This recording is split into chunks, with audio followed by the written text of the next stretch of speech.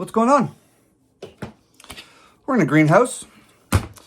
I am about to transplant about, I don't know, 75, 100 peppers and probably about the same tomatoes.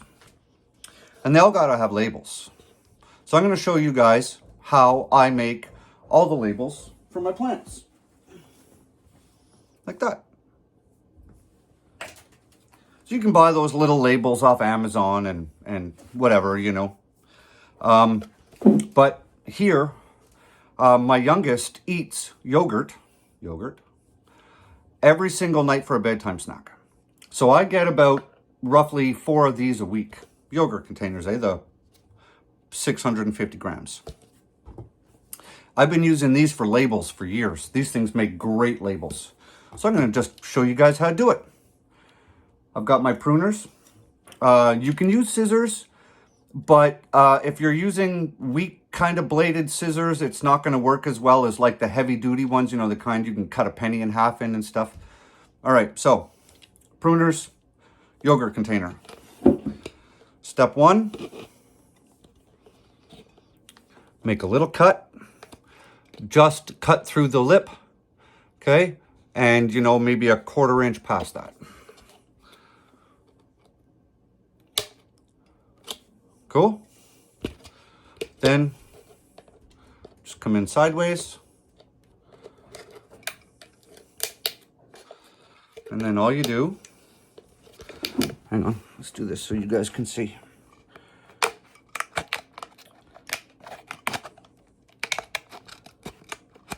Cut the top off.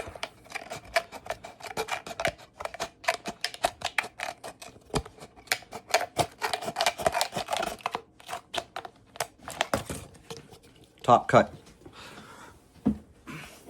Now, just cut top to bottom.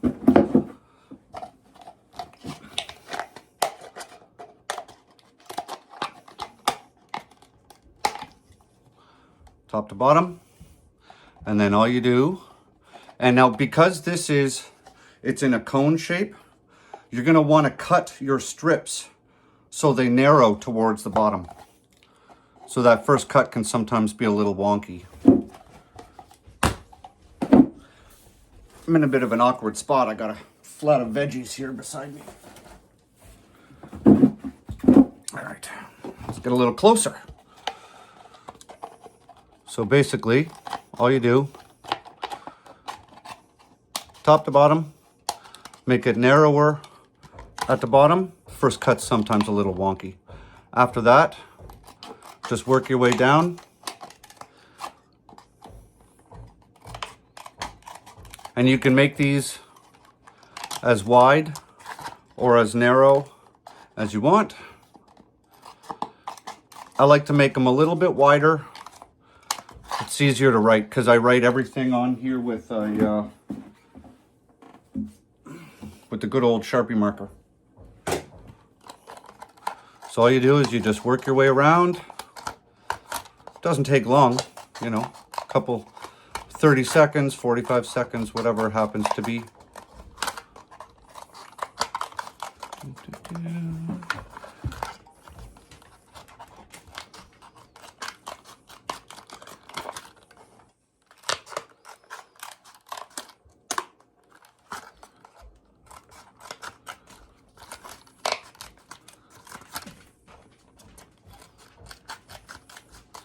And they don't have to be perfect, guys. They're just plant labels, right? Now you can, after you plant your plants, you can save these for next year and reuse them. One of the things that you can do, which I've done in the past, is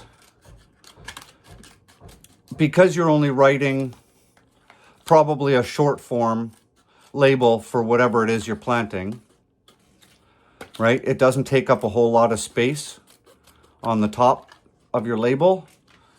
You can just, I'll show you. So here's our label. So last year, these are from last year. So these are mortgage lifters, right? Tomatoes, MTG mortgage lifters. So this is last year. Whoop. You can turn it around. And I reused this for jalapenos. Or you could just keep these in a container like I do. Got a whole container of them. So let's say I planted some basil, right? Well, chances are I already have a basil little label. So the water doesn't wash off the Sharpie marker on these either. So once you get them like that, also makes a great hat.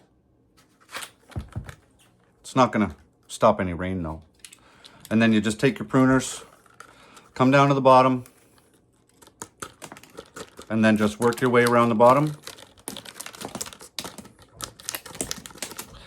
Like that. Leaves you that, and that is waste into there. And now I could do this faster obviously if I wasn't talking and trying to get it in the camera angles and stuff, but so in what, less than 2 minutes you just made all of those plant labels. I don't know how many we got here, 20 give or take, right?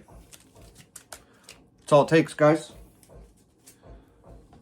Put those out of the way. Hope this helps.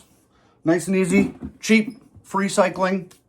I'm sure there's other types of containers that you could do the same thing with, but because we buy and eat a lot of yogurt, like I'm not even kidding. I have more. I have a whole, literally, I have like a stack of these sitting over in my plant stuff. So I just wash them out, collect them. Free plant labels. All right, grow good food, do it right, make it healthy, feed your family. Talk to you on the next one.